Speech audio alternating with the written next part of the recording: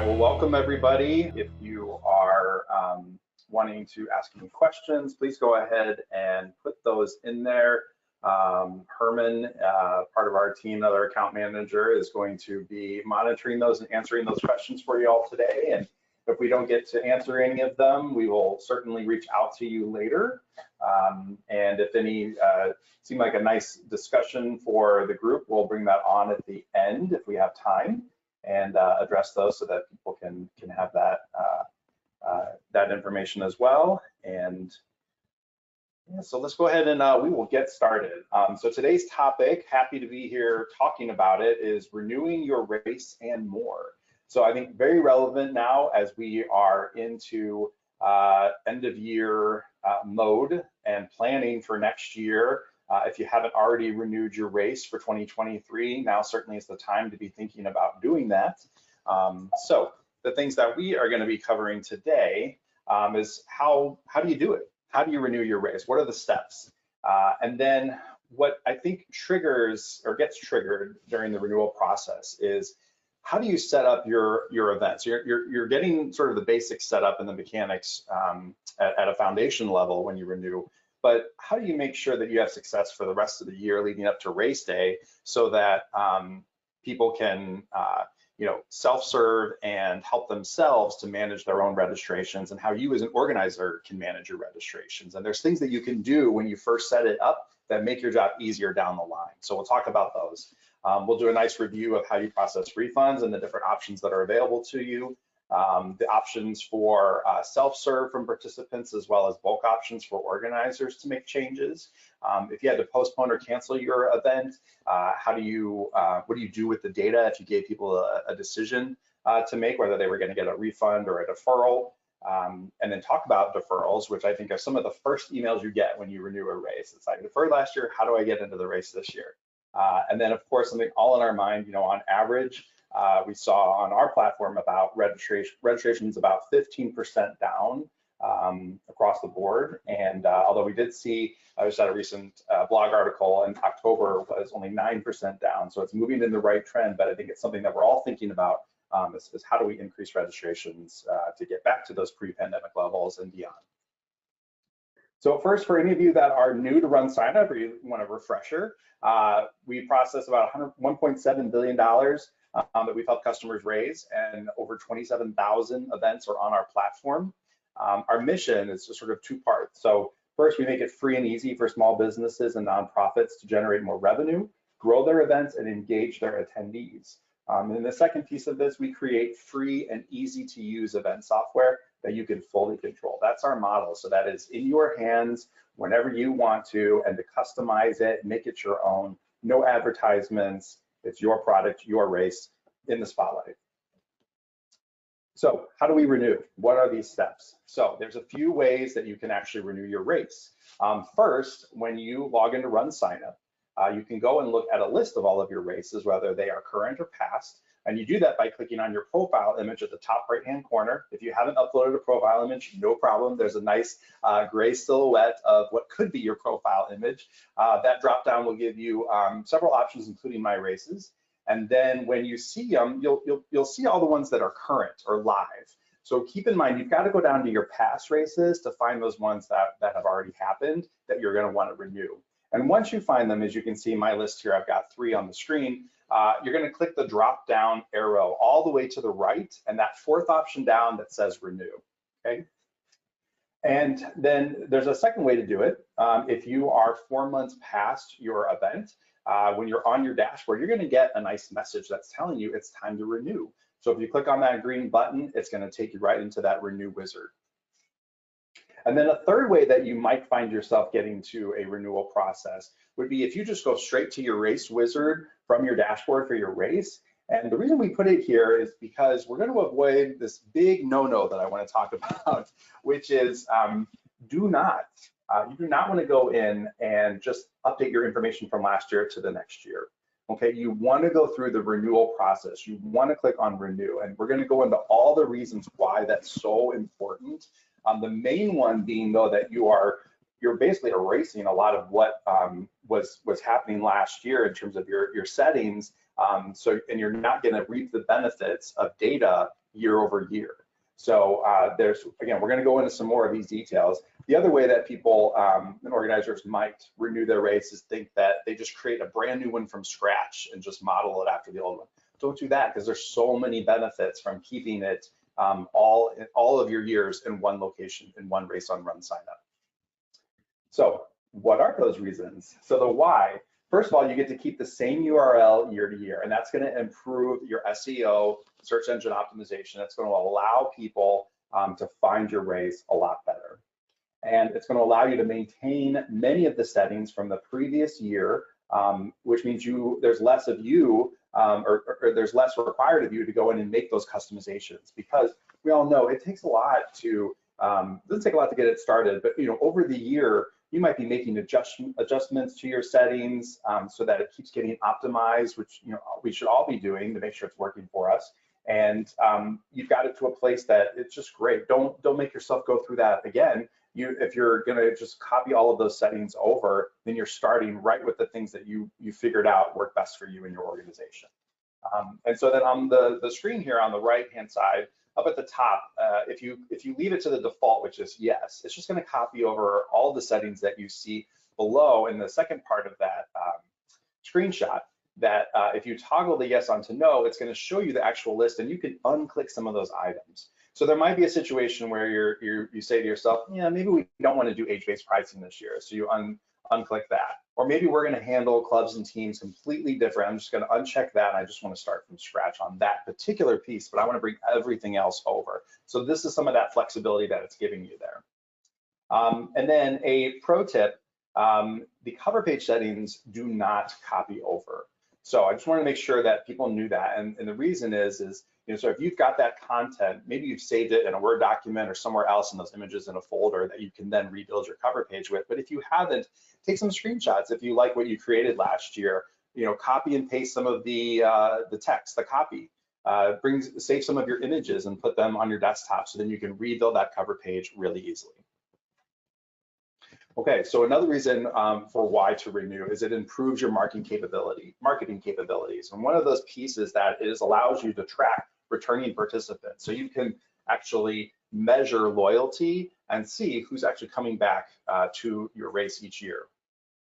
It also allows you for better reporting with automated year-over-year views, and that's across several metrics, including number of registrations, transaction and donation dollars, even by periods, so by the past 7 days, past 30 days, with the 8 days remaining, and that changes as you get closer and closer. So it's really helpful to see kind of how are you doing compared to last year, and what does that inform you to do going forward? Are you going to increase certain marketing activities because things are going well, or maybe you're going to dial them back, so that you're staying on budget? Or if you're behind on registration, what can you start doing differently?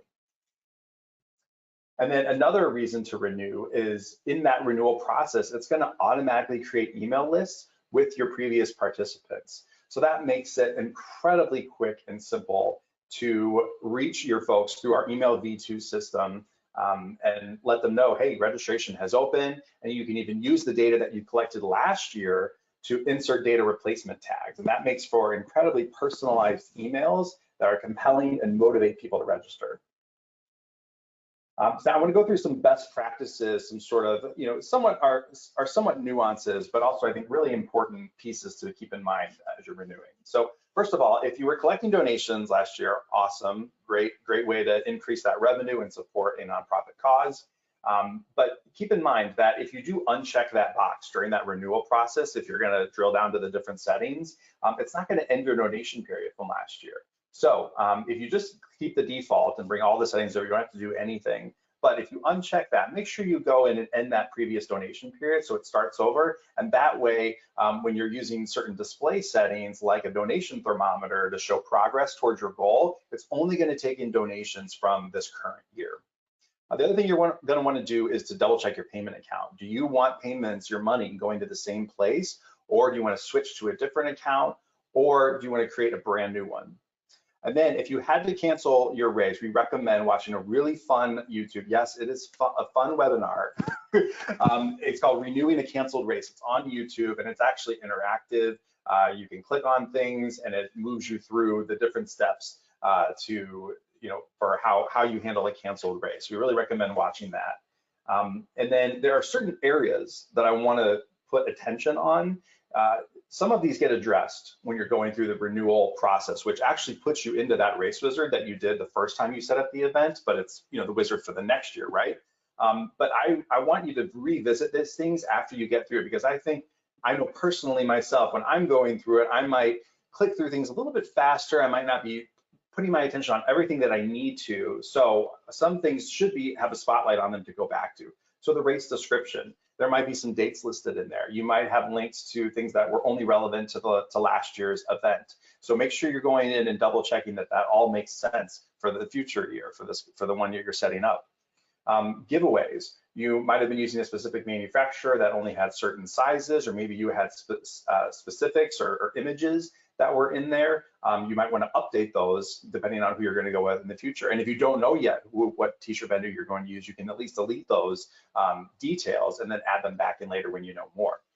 Registration periods and pricing. So it's going to mimic what you had in the past, but you may want to adjust that now, looking back at your data to see, well, maybe we want to do a price increase earlier in the year, or maybe we want to add a price increase. So give some more thought on that. Also, your notifications, that the confirmation email that goes after somebody registers, which is called our user registered notification. That's a great one that people customize and add static text to. But if that carries over, it may only be relevant to last year's race. So you want to double check you don't have anything there that only makes sense for last year. And then custom content section. So you might have put it in a course map or a link to a map, and you're having to change your route this year. Make sure you're double checking those things and that they make sense for this year. We already talked about rebuilding your cover page. So that's another piece, is just have your attention on that and follow my advice to do screenshots and whatever else you can so that you can use that content and easily rebuild it. And then so critical, I don't want anyone to falter on this, make sure that you complete a test registration, and if possible, send it out to some of your team members to also go through a registration flow. That way you can experience exactly what your folks are going to be going through. You'll be able to better support them. And you may find other opportunities to enhance or tweak or provide more information or ask additional questions that you had forgotten in the setup when things look differently in a dashboard than maybe they do on the front line. So just think about that. It's one of your best tools. It's my #1 tip that I give to anybody before they're ready to launch registration. You'd be surprised how many people leave that step out. So don't be one of those. These last years have been messy, and so we may not need to have this pause on this subject next time we talk about renewals, but I think we still have some folks that are deferring from 1 or 2 years previously, especially if depending on where your races fell in the race calendar. So people have been canceled races, they've postponed. Different options were offered as far as deferrals, refunds, transfers to other races, or you could participate virtually. So, these are some things that are still sort of in the midst of ours. And you don't have to have a pandemic to have an event canceled, like bad weather. We've had a hurricane recently. So, there's potential that this might be relevant to you. And some things that we want to put in your mind about goals that you want to set for your participant management sort of procedure and policies is to make sure that you're providing clear communication with your participants about the status of their registration, any actions that they need to take, any things that you're doing for them. Keep in mind that there are bulk actions that we have designed and created for organizers to make it a lot easier for you to do tasks that could require hours, but only take seconds if you're using a bulk action. We'll get into more of those in a minute. And then adding self-serve options for people to manage their own registration is critical to lightening that load on you and your team and making it really easy and giving a nice experience for your registrants. And then ensure all your participants end up with the right solution to their pandemic era issue, if they are part of those folks that are deferred or canceled, or really just any issue really. And then having transparent policies around cancellations and refunds moving forward. So let's just touch base real quick on refunds. So we do have a bulk tool that can allow you to refund people up to 1,000 at a time, but maybe more often you're probably going to use the manual refund, just doing it one by one, and that's very simple as you look up somebody's registration record by their name, their email, or bid number, and then process it right there in your dashboard as you're looking at their record. keep in mind that there has to be a refund reserve available. And typically, that's just going to be funds that have not been paid out to you in your weekly deposits or however frequently you get your deposit from us. And so there should be money for that. In the case, though, where maybe you're doing a bulk refund and you need a lot more than what you've currently collected and hasn't been paid out yet, you may need to pay into it. And you can do so on our platform from the dashboard with a credit card so that it makes it a little bit easier to keep and track all that data in one location. Otherwise, of course, you have the option to refund somebody from your own bank account by writing them a check or sending them a Venmo payment. Keep in mind also that we can't refund registrations older than a year. And then we recommend that, set up a refund policy to make it really clear to people what they should be expecting. You can have it just display so they can look at it and then click through the step, or you can require that they have to check a box or they have to put in their initials. All right, so now we're going to go into some of these self-serve options. You can see there's a lot of ways that we have made it easy for people to manage themselves and take that work off of you. And we're also going to cover some best practices. So some notes to just start with. You can pick and choose which participant management options that you want to enable. It's not an all or nothing deal where you can just let them, go wild with changing their information. Okay, so we're going to talk about some of those nuances in a little bit. But first, think about those usual suspects, and you want to make it really easy for people to be able to update things like their t-shirt size, emergency contact information, their shipping address, their phone number, their email. Make those things really easy for them.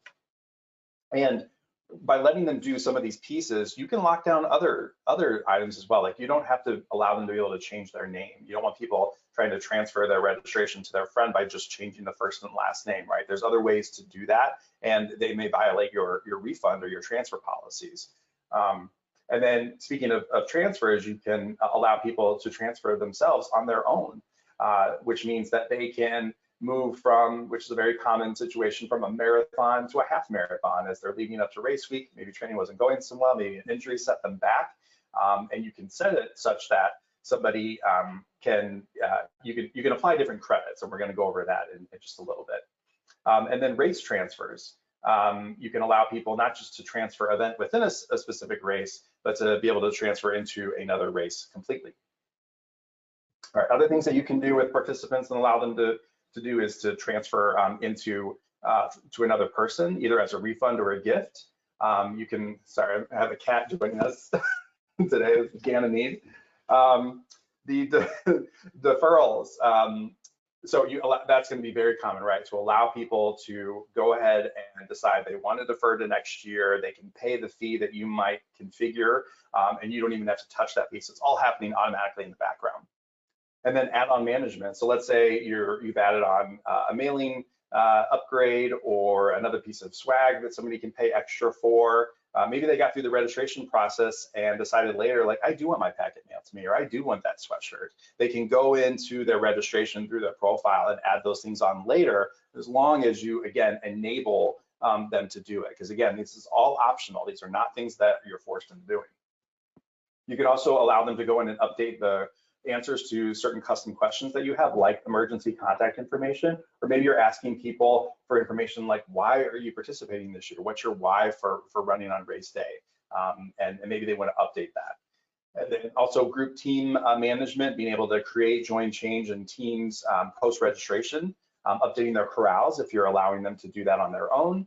And then big one, shipping. If anybody's out there fulfilling packets, you know what that's like when you get those emails where I didn't realize that I needed to update you when I moved. Like, shocking, we did not get that information. So being able to let people do that on their own versus locking that down, I think is really helpful. Okay, so some bulk options and tools that we've created for our organizers. So some of them that I think are really helpful are right under participants and participant management. You can do refunds, deletions, race and event transfers, and deferrals and deferral fee refunds all in bulk. And that can be really helpful, and it's gonna make a little bit more sense when we talk about some of our other tools in a second. If you had to postpone or cancel your event, again, much more critical when we were in the pandemic, but still issues with weather and other situations. So one thing that we wanted to point out here is that if you did enable this postpone cancel tool, just remember, it gave them a question and a decision to make. That tool, though, is just collecting data.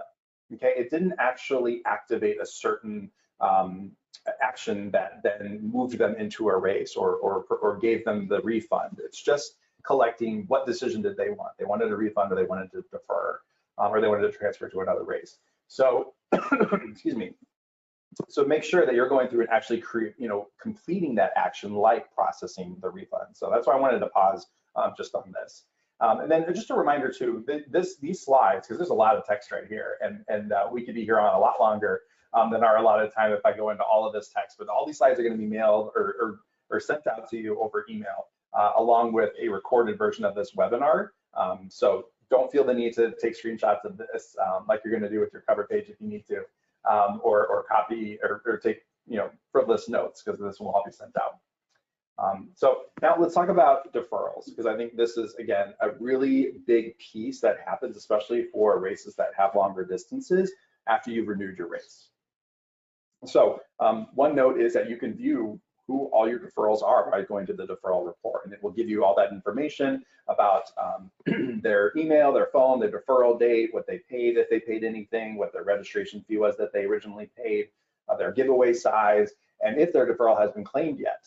Okay. And now what we're going to do next is look at the 4 ways that you can get deferred registrants into next year's race. So the first one is to import or transfer deferred registrations.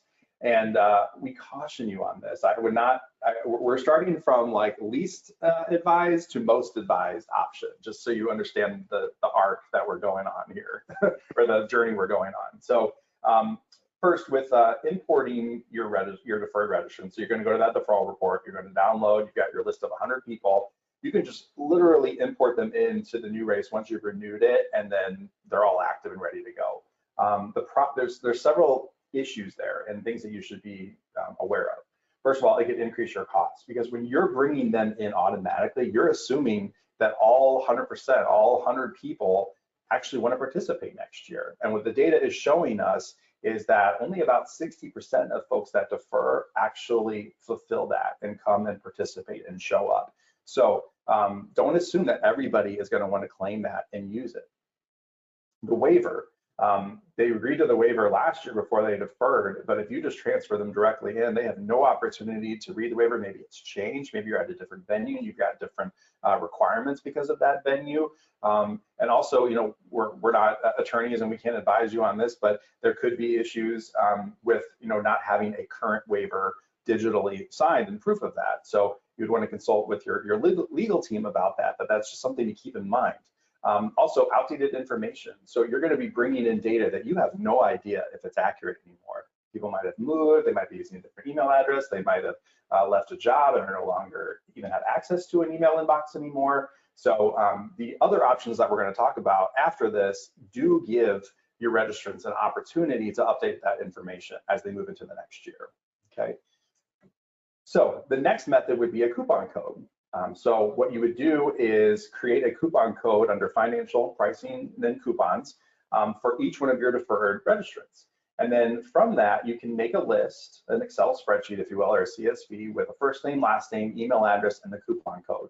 That can be uploaded as a custom list into our email V2 system. And then from there, you can send an email to all of them telling them, hey, registration is open now, here's the link. And then using our data replacement tags, go ahead and drop in their custom coupon code that gets sent to everybody individually, and that's personalized. And the pro of that versus the option we looked at before with the automatic transfer by just importing people is that people are going to sign a new waiver, they can update their contact information, and it's more efficient from a financial standpoint because they do have to take that action. So that 40% or so that don't have any intention of making good on their deferral, they don't automatically come in, and then you don't have to plan or spend the money for them. And then one of the cons, though, is that creating these codes, it can take some time and formatting. So another option is to use our single-use reserved entries. The way that you're going to do this is take your deferral report and then upload that into the single-use reserved entry tool, if you will. And once it's uploaded though, everyone is going to receive an email with a unique link to register. Now keep in mind that that's automatic when you save that list. So you want to make sure that your settings are right. And speaking of settings, it's not, and we're getting into the cons now, it's not easy to make bulk changes when you're using single-use reserved entries. So keep that in mind. The other con to it is that when somebody gets that link, there's no way to check who actually uses that link. So if they share that with somebody else, or for some reason it gets into the wrong hands, there's no way to lock down that that specific person has to use it. But the option we're going to look at next does allow for that. So our multiple use reserved entry with loyalty list. So the way that this works is that you're going to create the multiple use reserved entry link. It's one URL that all 100 people in my example on that deferred are going to use, but you're going to attach that reserved entry, the multiple use reserved entry URL, to a loyalty list. And what that means is that when somebody uses that link to register, it's going to take a look at the person registering and putting their information in, and the first name, last name, and email have to match. Okay, so therefore we're locking down who is actually able to use that versus the single-use entry reserved link. Anybody can use that link. Okay, so the other you can set other configurations to it to sort of help lock down the settings. So date range, you can add special pricing, limits to the number of registrations that can come from those. And then keep in mind though that, actually let me get to the next screen, there we go. So it's no automated email when you're using the multiple use reserved entry like there is with the single use. So you'll need to use email v2 or your own email platform to send out that link and let people know that they can go ahead and register. And then keep in mind though that names change. So you might want to give some instructions to people that if for some reason your name changed, like you got married, you need to use that first name, last name, and email that you used when you originally registered and deferred, so that it can match with the loyalty list. Otherwise, it's going to think that you're somebody different. All right, and now our final option for bringing in deferrals, which was rated one of the best features of 2020. I think that's when we released it, was during the pandemic, and I think it's probably in the top 3 for our account managers going forward as well. So what it does is it allows you to customize the deferral claiming settings for your previous events. Excuse me. And then you can add a cutoff date. So you can tell the system when somebody needs to claim their deferral by, and that presents some urgency to your folks. And then you can allow the transfer to happen within the same race or to another race. Okay. So using the defer via race transfer tool, you've got 3 ways that you can let people use their credit, if you will, or use their deferral to then claim it. The first is that you can allow people to use the amount that they paid when they originally registered to apply to whatever event they're now going to register for. The second way is that the new event is always free, and I think this is pretty common. So if somebody was in the half marathon last year, they deferred regardless of what they ended up paying, I'm just going to let them get into the half marathon next year. I'm not going to apply a transfer fee. I'm not going to only let them use what they actually paid me. And so that's a very flexible way, and probably the least resistant or the path with least resistance for your customers, for your registrants.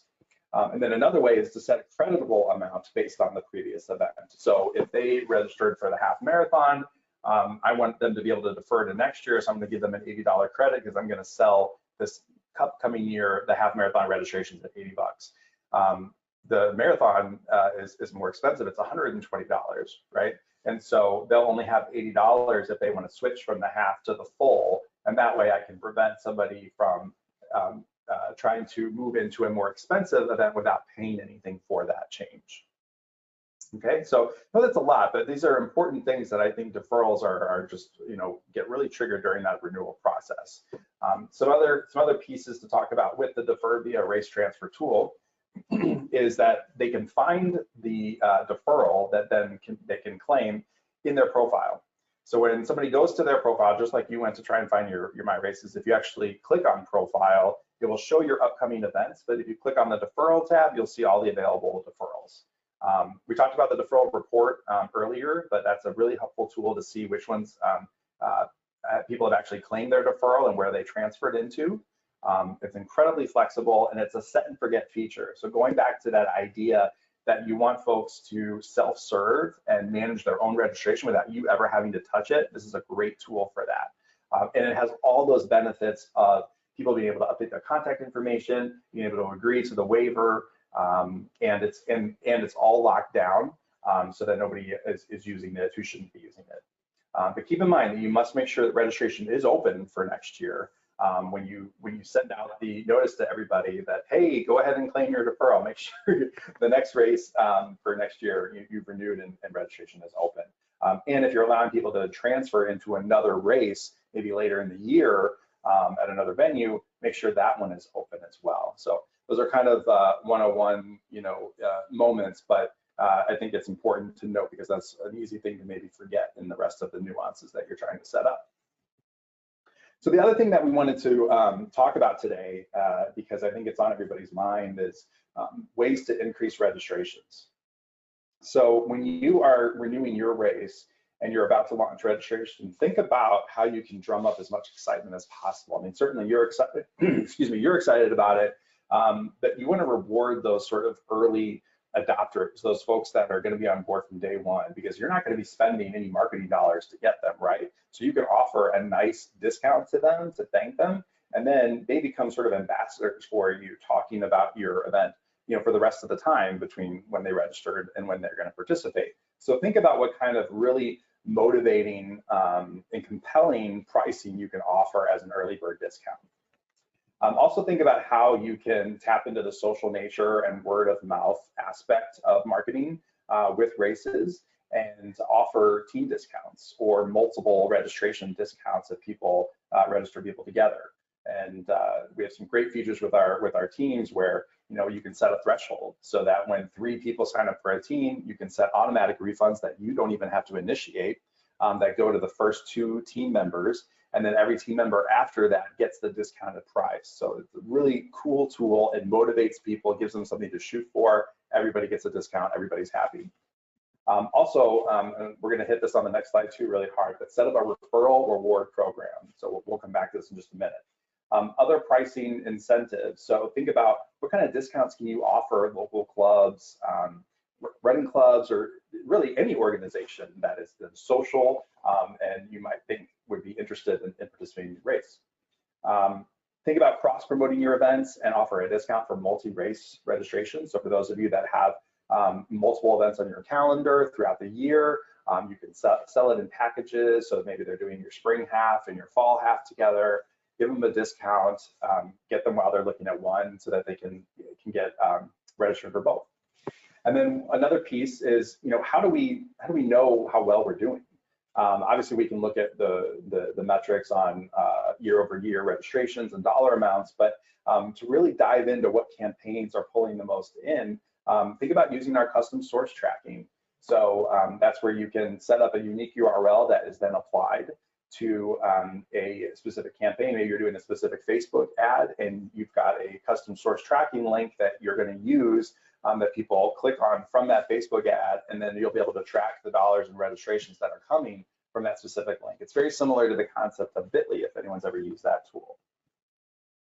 So I said we were going to hit on referrals again, and we talk about it a lot because the numbers don't lie.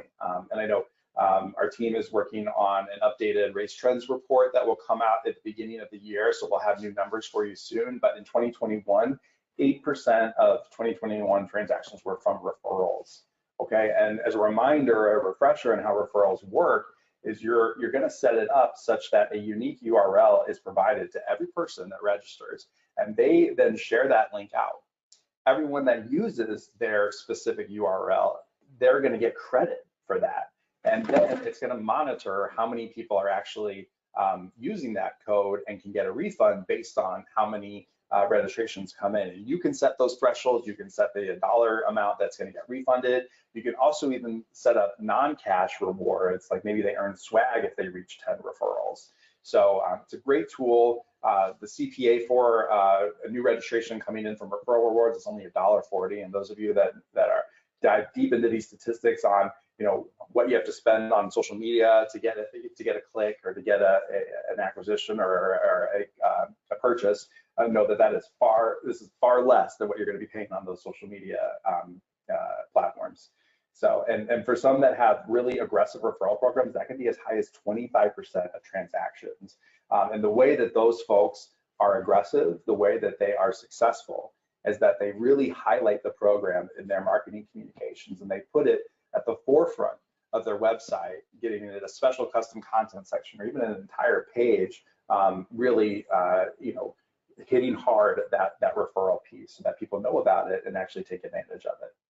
So, and then we wanted to point out, we've been doing a lot of videos lately talking about how to increase your registrations, how to grow your event, and what are some of the critical tools that help you in that goal, to help you reach that goal. So I'm just putting up a few titles here on our YouTube channel. So increase registrations with pricing and referrals.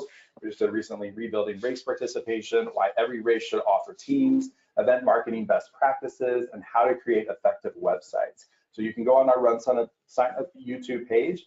Otherwise, you can search for all of these topics at runsignup.blog, and you'll get the recap, just like we'll do a recap of today. And you can download the slides and watch the videos.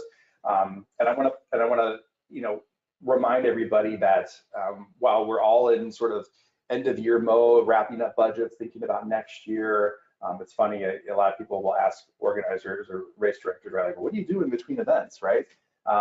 We're working, right? There's a lot to be done in the off season, and this is that critical time where you're setting yourself up for success.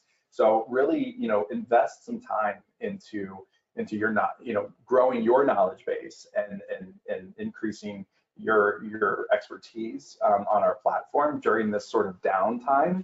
And again, I should use my air quotes for that, because again, we're doing a lot of important stuff right now, but maybe we're not working 20 hours a day out on site at races right now. I guess unless you're down in warmer states. So I guess I'm speaking more to those of us that are in chillier climates.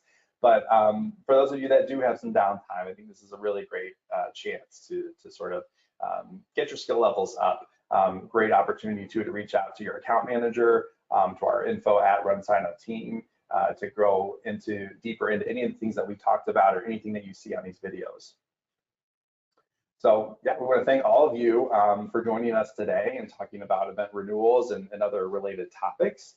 I'm sure Herm has been doing a great job looking at the questions on our tool here. And I don't know, Herm, if there's anything that you think we might want to bring to the group or that we can discuss together.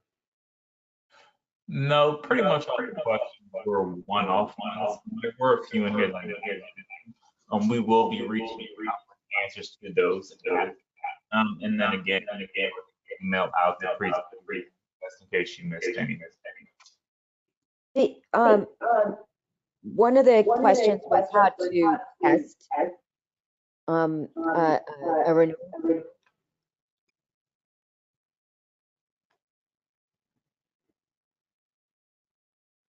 Sorry, Shelly, if you're still talking, I'm not able to hear you.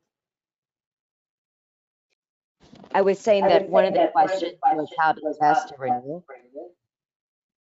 Oh, how to test a new event? Yeah, sorry, I'm having a little bit of an audio issue.